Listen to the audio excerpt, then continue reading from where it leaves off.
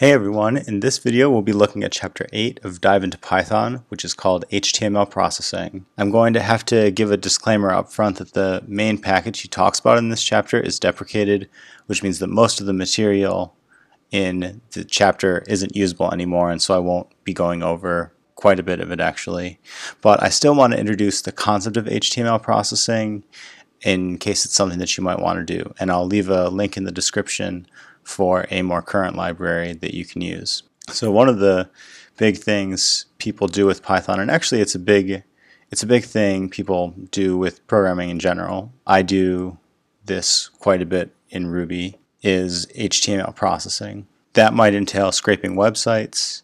You might be trying to find some collection of images. You might be trying to make an automated browser. And actually that's one of the more fun mini projects that I did recently, was making a script that would log into a website, navigate to a page, and then check for an element on the page. I've actually made a video demonstration for the mechanized gem, which I will have a link to in the description below, that actually demonstrates step by step what that project entailed. It was a lot of fun. That was all HTML processing, right? Because the program has to go to a page, it has to find a form field, enter your username and password, then it has to submit the form, interact with the next page, and so on. All HTML processing. And HTML that's the broad topic of what we're covering here. But in particular, the chapter is going to have us make a program that pulls HTML elements that we tell it we want if given some web page. And you can see the end result right at the beginning of the chapter, because it's right here on this first page, although like I said, it's deprecated, sadly. So getting right into it, Mark starts off by saying that there are 3 steps to HTML processing, which is breaking the page into elements that Python can interact with. The second is messing with them in whatever way that entails. And the last step is reconstructing it into HTML again.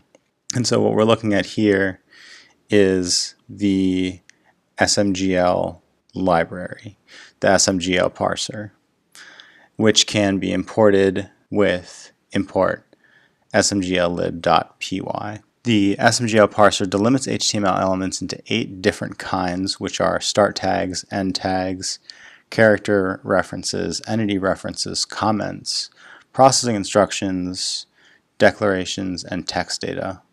And I'll go through them really quickly because they are important but not actually Python, but good to know in this context. Start and end tags are the most intuitive. They're the ones like head and /head if you're looking at HTML. Character references for things like special characters. So think about the @ symbol, for example. In HTML, that's written as ampersand octothorpe 64 semicolon, but then is rendered as an @ symbol in the browser.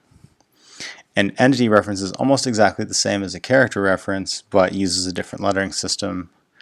Comments are obviously what they sound like, right? Comments in the HTML file.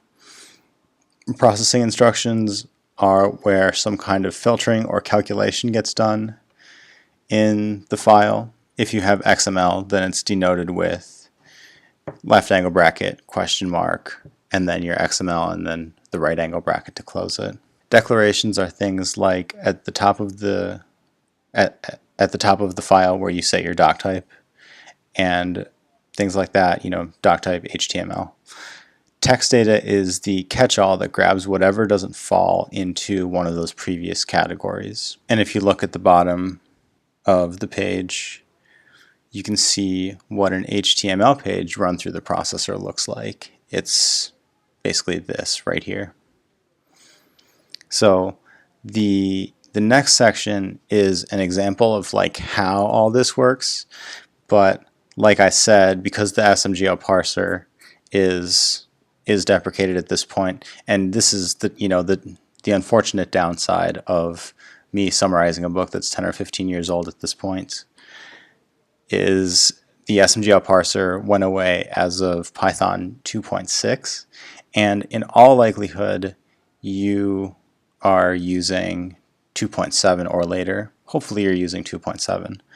And so, as I mentioned at the beginning of the video, everything in the rest of the chapter is not really relevant, unfortunately. And so, but like I said, I still wanted to make this video. I hope that the concept of HTML parsing was interesting, and I will see you all in the next video.